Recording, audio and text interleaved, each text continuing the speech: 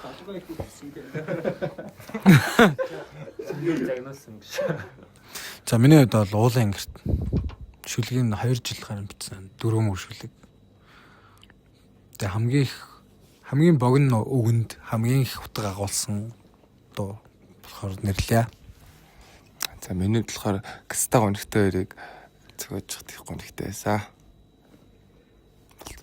За миний хувьд болохоор хүн гэх юм бол яг таарсан дууралт нь болоход бас мэдрэмжээ гаргахад хэцүүсэн.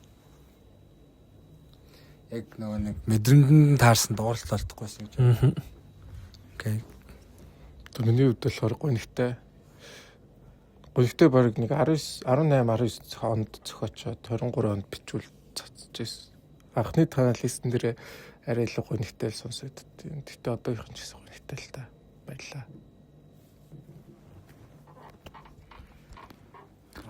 Болгоомжтой байна. Харгууг зөхөж очиж тэр үедээ жоо хэцүү байж хат харгуу яг гарсан юм аа.